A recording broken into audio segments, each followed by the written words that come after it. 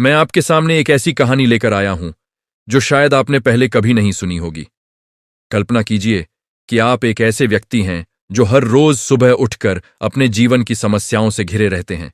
चिंताएं आपको घेरे रहती हैं और आप सोचते हैं कि क्या कभी इन सब से मुक्ति मिलेगी। ठीक ऐसी ही स्थिति में हजारों साल पहले एक व्यक्ति था जो भगवान बुद्ध के पास आया था। उसके हाथ में एक मुट्ठी भर रेत थी और उसने बुद्ध से पूछा, भगवान, मेरे जीवन में दुख ही दुख है, मुझे शांति कैसे मिलेगी?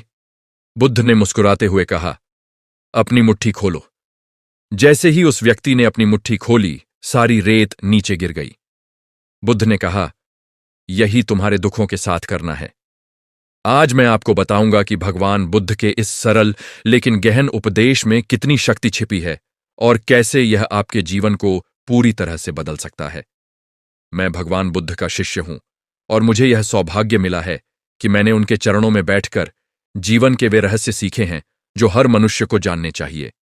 आज जो मैं आपसे साझा करने जा रहा हूं वह केवल शब्द नहीं है, बल्कि वे अनुभव हैं जो मैंने स्वयं जिए हैं।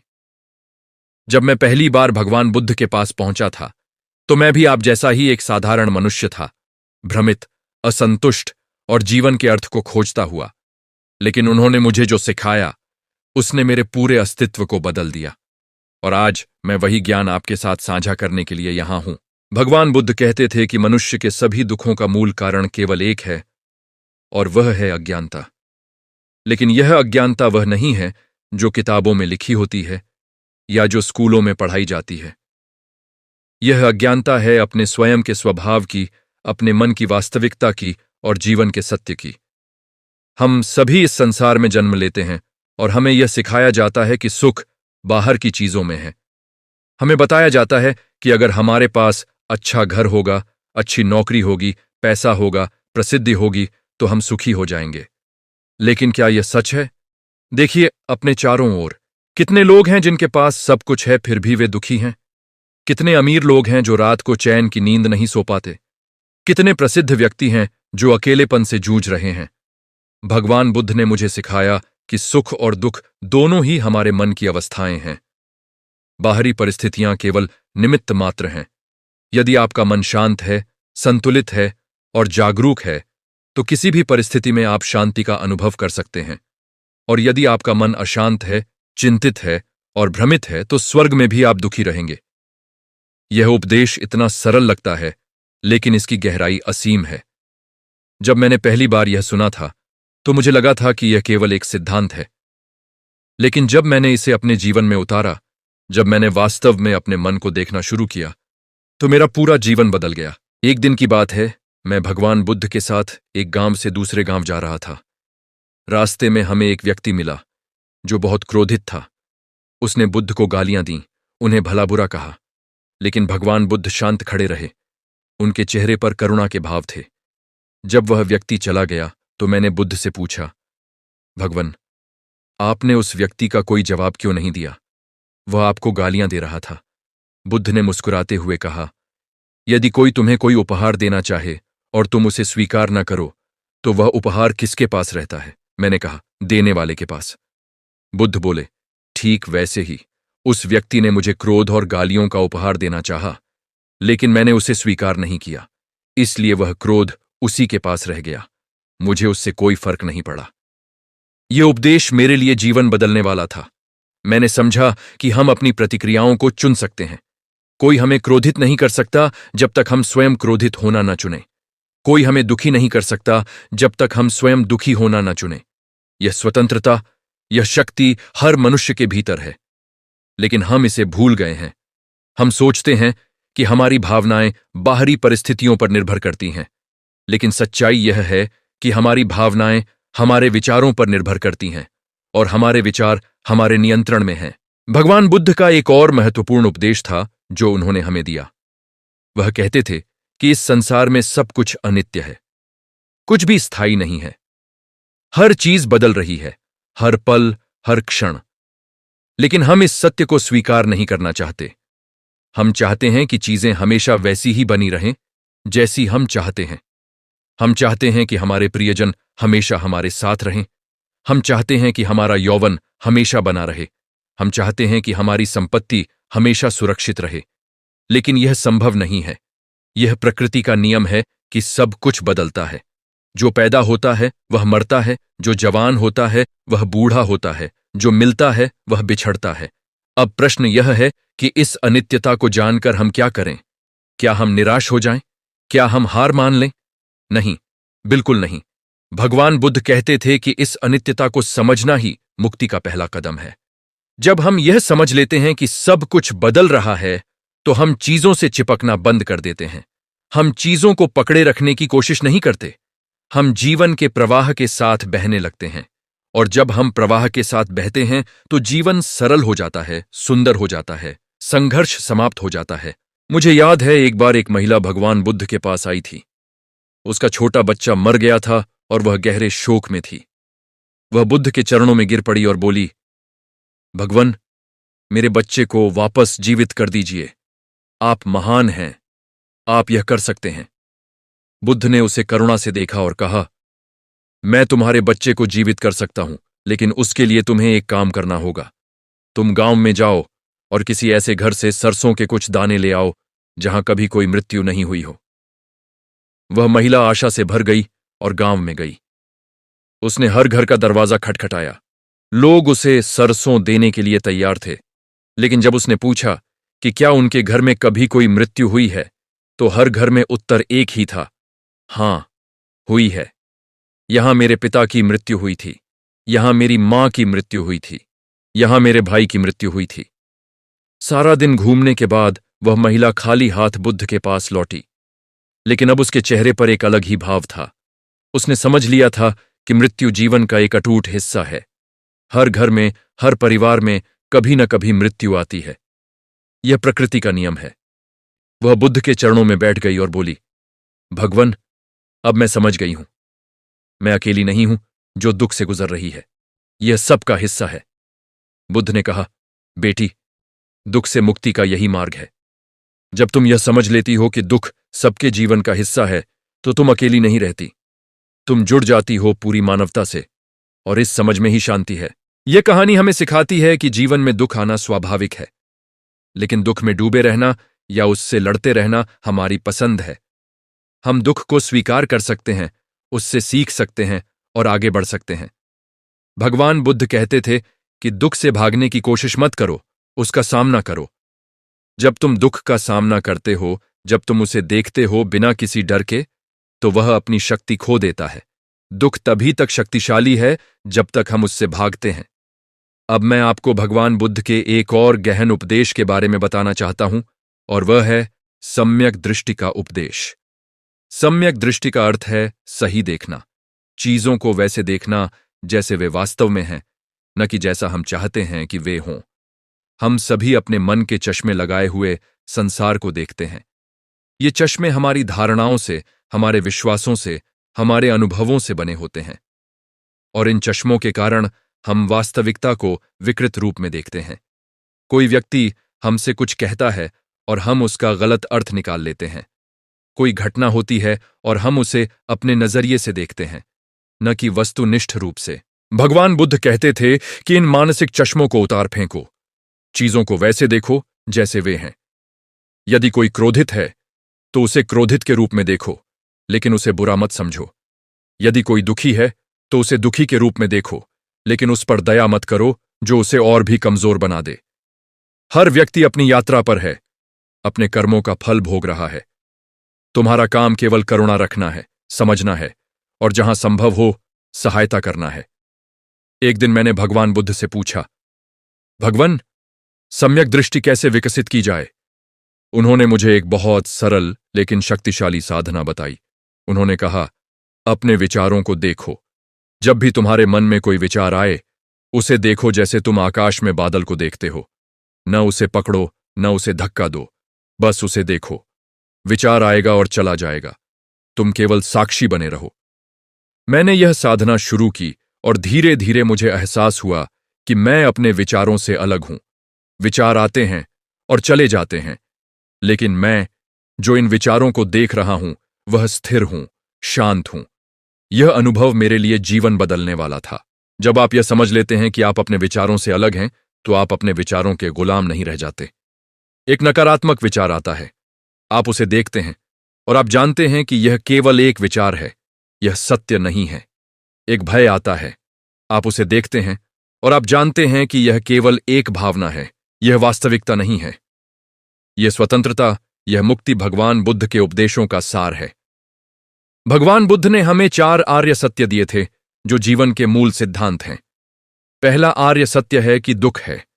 जीवन में दुख है और इससे भागने की कोशिश मत करो, इसे स्वीकार करो।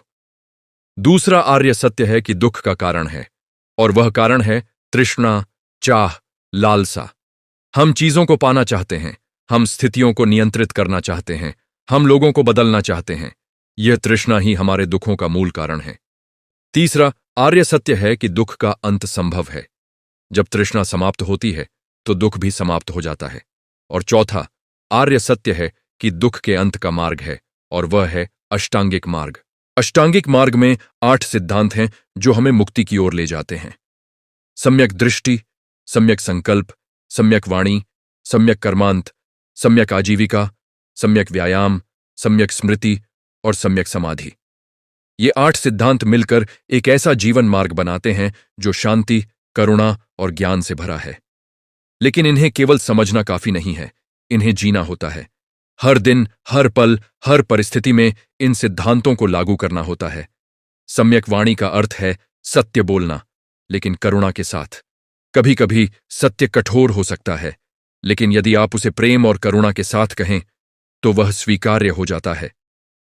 सम्यक कर्मांत का अर्थ है वे कार्य करना जो किसी को हानि न पहुंचाए, जो समाज के लिए लाभदायक हों। सम्यक आजीविका का अर्थ है ऐसा कार्य करना जो नैतिक हो, जो किसी का शोषण न करता हो। इन सिद्धांतों को जीवन में उतारना आसान नहीं है, लेकिन यदि आप प्रयास करते हैं तो धीरे धीरे आपका जीवन रूपांतरित होने लगता है। मैंने देखा है कि जो लोग भगवान बुद्ध के उपदेशों को अपने जीवन में उतारते हैं, उनमें एक अलग ही चमक होती है। उनके चेहरे पर शांति होती है, उनकी आंखों में करुणा होती है और उनके व्यवहार में संतुलन होता है। वे जीवन की छोटी छोटी बातों से परेशान नहीं होते। वे बड़ी से बड़ी समस्या का सामना शांति से करते हैं। ये सब संभव है, लेकिन इसके लिए निरंतर अभ्यास की जरूरत है। भगवान बुद्ध कहते थे कि ध्यान जीवन का सबसे महत्वपूर्ण अभ्यास है। ध्यान का अर्थ है अपने भीतर जाना, अपने मन को शांत करना और अपने वास्तविक स्वरूप को जानना। हम सभी दिन भर बाहर की दुनिया में भागते रहते हैं, लेकिन कभी अपने भीतर नहीं जाते। हम दूसरों को जानने में व्यस्त रहते हैं, लेकिन खुद को नहीं जानते। ध्यान वह साधना है जो हमें खुद से मिलवाती है। जब आप ध्यान में बैठते हैं, शुरुआत में बहुत सारे विचार आते हैं, मन बहुत चंचल होता है, लेकिन धीरे धीरे निरंतर अभ्यास से मन शांत होने लगता है। और जब मन शांत होता है तो आपको अपने भीतर एक गहरी शांति का अनुभव होता है, एक ऐसी शांति जो बाहरी परिस्थितियों पर निर्भर नहीं करती। मुझे याद है जब मैंने पहली बार गहरे ध्यान का अनुभव किया था। मैं एक पेड़ के नीचे बैठा था, आंखें बंद थीं और धीरे धीरे मेरा मन शांत होने लगा। पहले तो विचारों का तूफान था, लेकिन मैंने उन्हें देखना जारी रखा, बिना उनसे जुड़े। और फिर एक पल ऐसा आया जब सभी विचार समाप्त हो गए। केवल शांति थी, केवल शुद्ध चेतना थी। मुझे अपने शरीर का भी एहसास नहीं रह गया था। मैं बस था, केवल अस्तित्व मात्र। यह अनुभव शब्दों में व्यक्त नहीं किया जा सकता, इसे केवल अनुभव किया जा सकता है। और जब मैं ध्यान से बाहर आया तो मेरी दुनिया बदल चुकी थी। मैं वहीं था, लेकिन मेरी दृष्टि बदल गई थी। हर चीज पहले से ज्यादा सुंदर लग रही थी, हर ध्वनि संगीत जैसी लग रही थी, और मेरे भीतर एक गहरी कृतज्ञता थी। भगवान बुद्ध ने मुझे सिखाया कि यह अनुभव केवल मेरा नहीं है, यह हर व्यक्ति का जन्मसिद्ध अधिकार है। हर व्यक्ति के भीतर यह शांति है, यह आनंद है, यह प्रकाश है। लेकिन हम इसे भूल गए हैं क्योंकि हम बाहर की दुनिया में इतना उलझे हुए हैं। ध्यान वह कुंजी है जो हमें हमारे भीतर के इस खजाने तक पहुंचाती है। अब मैं आपसे करुणा के बारे में बात करना चाहता हूं, जो भगवान बुद्ध के उपदेशों का सबसे महत्वपूर्ण अंग है। करुणा का अर्थ है सभी प्राणियों के प्रति दया और प्रेम की भावना। लेकिन यह केवल एक भावना नहीं है, यह एक जीवन शैली है। जब आप करुणा से भरे होते हैं तो आप किसी को हानि नहीं पहुंचा सकते, न शब्दों से, न कर्मों से, न विचारों से।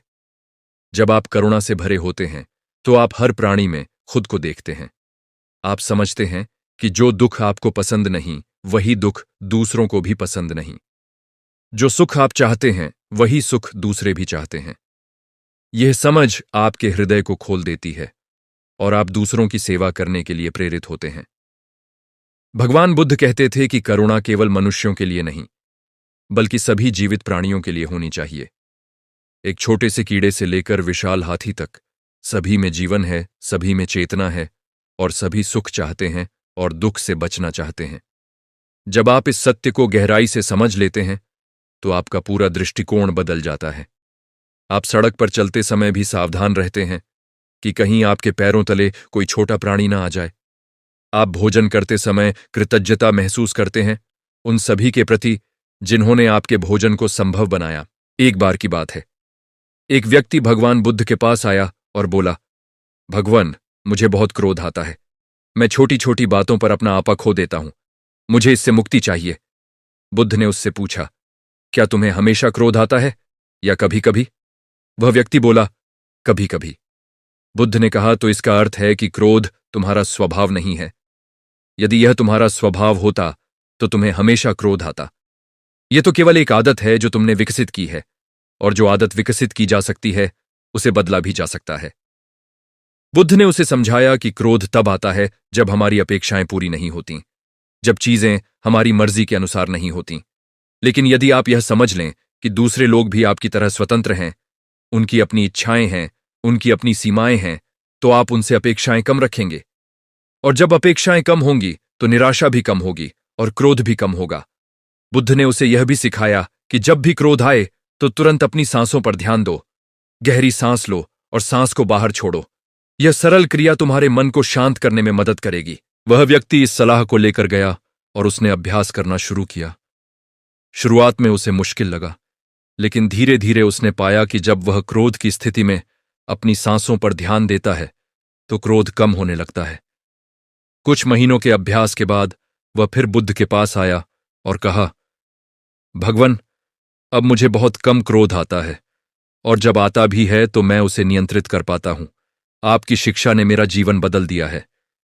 यह उदाहरण हमें सिखाता है कि परिवर्तन संभव है, लेकिन उसके लिए निरंतर अभ्यास और धैर्य की जरूरत होती है। भगवान बुद्ध का एक और महत्वपूर्ण उपदेश था मेत्ता भावना, यानी सभी के प्रति प्रेम और मैत्री की भावना। मेत्ता का अर्थ है बिना किसी शर्त के प्रेम करना, बिना किसी अपेक्षा के करुणा रखना। यह प्रेम वह नहीं है जो हम सामान्यतः समझते हैं, जहां हम किसी से इसीलिए प्रेम करते हैं क्योंकि वह हमें कुछ देता है या हमें अच्छा महसूस कराता है। मेत्ता वह प्रेम है जो बिना किसी कारण के है, जो सार्वभौमिक है। बुद्ध कहते थे कि जैसे एक मां अपने इकलौते बच्चे की रक्षा करती है, वैसे ही हमें सभी प्राणियों के प्रति मेत्ता भावना रखनी चाहिए। मेत्ता भावना को विकसित करने के लिए बुद्ध ने एक साधना बताई थी। वह कहते थे कि पहले अपने लिए मेत्ता भावना रखो। अपने आप से कहो, मैं सुखी रहूं, मैं स्वस्थ रहूं, मैं शांत रहूं। जब तक आप अपने लिए मेत्ता नहीं रखेंगे, तब तक आप दूसरों के लिए सच्ची मेत्ता नहीं रख सकते। बहुत से लोग खुद के प्रति बहुत कठोर होते हैं। वे खुद को कोसते रहते हैं, खुद की आलोचना करते रहते हैं। यह स्वविनाशकारी है। बुद्ध कहते थे कि पहले अपने आप को स्वीकार करो, अपने आप से प्रेम करो, फिर यह प्रेम स्वतः ही दूसरों की ओर प्रवाहित होगा। फिर अपने प्रियजनों के लिए मेत्ता भावना रखो। अपने माता पिता, भाई बहन, मित्रों के लिए कहो, वे सुखी रहें, वे स्वस्थ रहें, वे शांत रहें। फिर धीरे धीरे इस भावना को उन लोगों तक विस्तारित करो जिनके प्रति तुम तटस्थ हो, जिन्हें तुम जानते हो लेकिन न तो पसंद करते हो न नापसंद। और अंत में यह सबसे कठिन है, उन लोगों के लिए भी मेत्ता भावना रखो जिन्हें तुम नापसंद करते हो या जिन्होंने तुम्हें हानि पहुंचाई है। यह आसान नहीं है, लेकिन यही वास्तविक मेत्ता है। जब आप अपने शत्रु के लिए भी कह सकते हैं वह सुखी रहे, वह शांत रहे, तो आप वास्तव में मुक्त हो जाते हैं। मैंने इस साधना को अपने जीवन में अपनाया और मैंने पाया कि यह मेरे हृदय को कितना विशाल बना देती है। पहले मैं कुछ लोगों से बहुत नफरत करता था, लेकिन जब मैंने उनके लिए भी मेत्ता भावना रखनी शुरू की तो धीरे धीरे वह नफरत पिघलने लगी। मैंने समझा कि वे लोग भी मेरी तरह ही दुख से जूझ रहे हैं। वे भी अपने कर्मों के कारण ऐसे हैं। उन्हें दोष देने से कुछ नहीं होगा, लेकिन उनके लिए करुणा रखने से मैं मुक्त हो सकता हूं। भगवान बुद्ध ने हमें सिखाया कि जीवन में मध्य मार्ग अपनाना चाहिए। न तो अति भोग में लिप्त होना चाहिए, न ही अति त्याग में। दोनों ही चरम हैं और दोनों ही दुख की ओर ले जाते हैं। बुद्ध ने खुद इस सत्य का अनुभव किया था। जब वे राजकुमार थे तो उनके पास सभी सुख सुविधाएं थीं, लेकिन फिर भी वे संतुष्ट नहीं थे। फिर उन्होंने अति तपस्या का मार्ग अपनाया, अपने शरीर को यातना दी, लेकिन फिर भी उन्हें ज्ञान नहीं मिला। अंततः उन्होंने मध्य मार्ग अपनाया और तब उन्हें ज्ञान की प्राप्ति हुई। मध्य मार्ग का अर्थ है संतुलन। जीवन में सभी चीजों का संतुलन होना चाहिए। काम करो, लेकिन इतना नहीं कि आप थक जाओ। आराम करो, लेकिन इतना नहीं कि आप आलसी हो जाओ। भोजन करो, लेकिन न तो भूखे रहो, न ही अधिक खाओ। दूसरों की सेवा करो, लेकिन अपनी देखभाल भी करो। यह संतुलन ही जीवन में शांति और स्थिरता लाता है। जब आप किसी एक चरम की ओर चले जाते हैं तो जीवन असंतुलित हो जाता है और दुख उत्पन्न होता है। भगवान बुद्ध ने कर्म के सिद्धांत को भी बहुत स्पष्ट रूप से समझाया था। कर्म का अर्थ है कार्य, और हर कार्य का फल होता है। आप जो भी करते हैं, सोचते हैं या बोलते हैं, उसका प्रभाव होता है। यदि आप अच्छे कार्य करते हैं तो अच्छे फल मिलते हैं। यदि आप बुरे कार्य करते हैं तो बुरे फल मिलते हैं। यह प्रकृति का नियम है, कोई इससे बच नहीं सकता। लेकिन यह समझना महत्वपूर्ण है कि कर्म का फल तुरंत नहीं मिलता, यह समय लेता है। कभी कभी एक जन्म में किए गए कर्म का फल दूसरे जन्म में मिलता है। बहुत से लोग यह प्रश्न पूछते हैं कि यदि कर्म का सिद्धांत सत्य है तो अच्छे लोगों को दुख क्यों मिलता है और बुरे लोग सुखी क्यों रहते हैं? बुद्ध कहते थे कि यह केवल ऊपरी दृष्टि से ऐसा लगता है। यदि आप गहराई से देखें तो आप पाएंगे कि जो व्यक्ति बुरे कर्म कर रहा है वह भीतर से शांत नहीं है। उसे भय है, चिंता है, अपराध बोध है। और जो व्यक्ति अच्छे कर्म कर रहा है, भले ही बाहरी परिस्थितियां कठिन हों, लेकिन भीतर से वह शांत है, संतुष्ट है। असली सुख बाहरी परिस्थितियों में नहीं, बल्कि भीतरी शांति में है। बुद्ध ने यह भी कहा कि कर्म से मुक्ति संभव है। जब आप ज्ञान को प्राप्त कर लेते हैं, जब आप अपने वास्तविक स्वरूप को जान लेते हैं, तो आप कर्म के बंधन से मुक्त हो जाते हैं। यह मुक्ति, यह निर्वाण हर व्यक्ति का लक्ष्य होना चाहिए। निर्वाण का अर्थ है पूर्ण शांति, पूर्ण मुक्ति, जहां कोई दुख नहीं है, कोई इच्छा नहीं है, कोई भय नहीं है। यह वह अवस्था है जिसमें बुद्ध थे, और यह अवस्था हर व्यक्ति प्राप्त कर सकता है। अब मैं आपको एक और महत्वपूर्ण शिक्षा के बारे में बताना चाहता हूं, और वह है सम्यक स्मृति। सम्यक स्मृति का अर्थ है वर्तमान क्षण में जीना, पूर्ण रूप से जागरूक रहना। हम सभी अधिकतर समय या तो अतीत में जीते हैं या भविष्य में। हम अतीत की गलतियों को याद करते रहते हैं या भविष्य की चिंता करते रहते हैं। लेकिन वास्तविकता यह है कि जीवन केवल वर्तमान में है। अतीत जा चुका है, वह केवल एक स्मृति है। भविष्य अभी आया नहीं है, वह केवल एक कल्पना है। जो है वह केवल यह क्षण है। भगवान बुद्ध कहते थे कि यदि तुम वर्तमान क्षण में पूरी तरह से जागरूक रहो तो तुम जीवन के हर पल का आनंद ले सकते हो। जब तुम भोजन कर रहे हो तो केवल भोजन करो, उसके स्वाद को महसूस करो, उसकी सुगंध को महसूस करो। जब तुम चल रहे हो तो केवल चलो, अपने पैरों को महसूस करो, हवा को महसूस करो। जब तुम किसी से बात कर रहे हो तो पूरी तरह से उपस्थित रहो, उसकी बात सुनो, उसकी भावनाओं को समझो। यह सम्यक स्मृति है। जब मैं भगवान बुद्ध के साथ रहता था तो मैंने उनमें यह गुण देखा। वे जो भी करते थे पूरी तरह से उसी में होते थे। यदि वे ध्यान कर रहे हैं तो वे पूर्णतः ध्यान में हैं। यदि वे किसी से बात कर रहे हैं तो वे पूर्णतः उपस्थित हैं। यदि वे भोजन कर रहे हैं तो वे हर निवाले को पूर्ण जागरूकता के साथ खाते हैं। ये उपस्थिति, ये जागरूकता उनके व्यक्तित्व का सार थी, और मैंने इसे सीखने की कोशिश की। शुरुआत में मुझे बहुत मुश्किल लगी। मेरा मन लगातार भटकता रहता था। मैं भोजन कर रहा होता था, लेकिन मेरा मन कहीं और होता था। मैं चल रहा होता था, लेकिन मैं सोच रहा होता था। लेकिन बुद्ध ने मुझे धैर्य रखने को कहा। उन्होंने कहा, जब भी तुम पाओ कि तुम्हारा मन भटक गया है तो बस उसे वापस वर्तमान में ले आओ, बार बार, हजारों बार। यही अभ्यास है। और मैंने यही किया। धीरे धीरे मैंने पाया कि मेरा मन कम भटकने लगा है। मैं ज्यादा समय वर्तमान में रहने लगा हूं। और इससे मेरे जीवन में एक अद्भुत परिवर्तन आया है। जब आप वर्तमान में होते हैं तो चिंता समाप्त हो जाती है, क्योंकि चिंता भविष्य के बारे में होती है। जब आप वर्तमान में होते हैं तो पछतावा समाप्त हो जाता है, क्योंकि पछतावा अतीत के बारे में होता है। जब आप वर्तमान में होते हैं तो आप शांत होते हैं, स्थिर होते हैं और जीवन का वास्तविक आनंद अनुभव करते हैं। यह कोई सिद्धांत नहीं है जिसे केवल समझना है, यह एक जीवन शैली है जिसे जीना है। भगवान बुद्ध ने हमें अनात्मा का सिद्धांत भी सिखाया, जो बहुत गहन और कठिन है। अनात्मा का अर्थ है कि कोई स्थायी, अपरिवर्तनीय आत्मा नहीं है। हम सोचते हैं कि हम एक निश्चित व्यक्तित्व हैं, लेकिन वास्तव में हम निरंतर बदल रहे हैं। आपके शरीर की कोशिकाएं हर पल बदल रही हैं, आपके विचार हर पल बदल रहे हैं, आपकी भावनाएं हर पल बदल रही हैं। तो फिर वह मैं कहाँ है जिसे आप अपना वास्तविक स्वरूप मानते हैं? बुद्ध कहते थे कि यह मैं केवल एक भ्रम है, एक अहंकार है जिसे हमने बना लिया है, और यह अहंकार ही हमारे सभी दुखों का कारण है। जब हम सोचते हैं कि मैं हूं तो हम दूसरों से अलग हो जाते हैं। फिर मेरा और तेरा का भेद उत्पन्न होता है, फिर स्वार्थ उत्पन्न होता है, ईर्ष्या उत्पन्न होती है, द्वेष उत्पन्न होता है। लेकिन यदि आप यह समझ लें कि यह मैं केवल एक भ्रम है, तो आप मुक्त हो जाते हैं। फिर आप सभी से जुड़े होते हैं, सभी एक होते हैं। यह सिद्धांत बहुत कठिन है समझना, और इससे भी कठिन है अनुभव करना। लेकिन जब आप गहरे ध्यान में जाते हैं तो आप इसकी झलक पा सकते हैं। उस क्षण में जब सभी विचार समाप्त हो जाते हैं, जब अहंकार विलीन हो जाता है, तो आप अनुभव करते हैं कि आप केवल चेतना हैं, केवल शुद्ध जागरूकता हैं।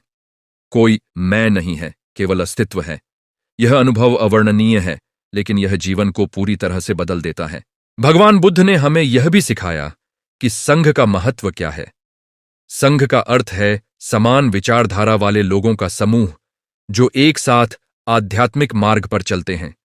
अकेले इस मार्ग पर चलना कठिन है। हमें ऐसे लोगों की जरूरत होती है जो हमें प्रोत्साहित करें, जो हमारा समर्थन करें, जो हमारे साथ इस यात्रा में शामिल हों। संघ वह स्थान है जहां हम अपने अनुभव साझा कर सकते हैं, एक दूसरे से सीख सकते हैं और एक दूसरे को मजबूत बना सकते हैं। जब मैं बुद्ध के साथ था तो हम भिक्षुओं का एक समुदाय थे। हम सब एक साथ रहते थे, एक साथ ध्यान करते थे, एक साथ अध्ययन करते थे। ये साथ रहना बहुत महत्वपूर्ण था। जब कभी मैं निराश होता था तो दूसरे भिक्षु मुझे प्रोत्साहित करते थे। जब कभी मुझे कुछ समझ नहीं आता था तो वे मुझे समझाते थे। हम एक दूसरे के लिए परिवार की तरह थे, आध्यात्मिक परिवार। आज के समय में भी संघ का महत्व है। आप ऐसे लोगों को खोजिए जो आध्यात्मिक मार्ग पर चल रहे हैं, जो अपने जीवन को सुधारना चाहते हैं। उनके साथ जुड़िए, उनके साथ समय बिताइए। जब आप ऐसे लोगों के साथ होते हैं तो आपको भी प्रेरणा मिलती है, आपकी भी साधना मजबूत होती है। और जब आप अकेले होते हैं तो याद रखिए कि सभी साधक आपके साथ हैं, भले ही शारीरिक रूप से दूर हों। भगवान बुद्ध की एक और महत्वपूर्ण शिक्षा थी कि प्रश्न करो, आंख मूंद कर विश्वास मत करो। बुद्ध कहते थे कि जो मैं कहता हूं उसे केवल इसलिए मत मान लो क्योंकि मैं कह रहा हूं। उसे परखो, उसे अपने अनुभव से जांचो। यदि वह सत्य है तो स्वीकार करो, यदि वह सत्य नहीं है तो अस्वीकार करो। यह दृष्टिकोण बहुत क्रांतिकारी था। उस समय अधिकतर धर्मगुरु कहते थे कि जो मैं कहता हूं उस पर विश्वास करो, लेकिन बुद्ध ने कहा अपने विवेक का उपयोग करो। यह शिक्षा आज भी बहुत प्रासंगिक है। आज के समय में बहुत सारे लोग हैं जो आध्यात्मिकता के नाम पर अंधविश्वास फैलाते हैं। वे चमत्कार दिखाते हैं, वे डराते हैं, वे लोगों का शोषण करते हैं। भगवान बुद्ध की शिक्षा हमें सावधान रहने को कहती है। किसी भी शिक्षा को, किसी भी सिद्धांत को अपनी बुद्धि से परखो। यदि वह तर्कसंगत है, यदि वह करुणा पर आधारित है, यदि वह आपको बेहतर इंसान बनाती है तो उसे स्वीकार करो। लेकिन यदि वह अंधविश्वास है, यदि वह डर पर आधारित है, यदि वह आपका शोषण करती है तो उसे अस्वीकार करो। मैं आपको एक और कहानी सुनाना चाहता हूं जो भगवान बुद्ध के जीवन से जुड़ी है। एक बार एक व्यक्ति बुद्ध के पास आया और बोला, भगवन, मुझे बताइए कि ईश्वर है या नहीं। बुद्ध ने उससे पूछा, यदि मैं तुम्हें बता दूं कि ईश्वर है तो क्या होगा? वह व्यक्ति बोला, तो मैं उसकी पूजा करूंगा।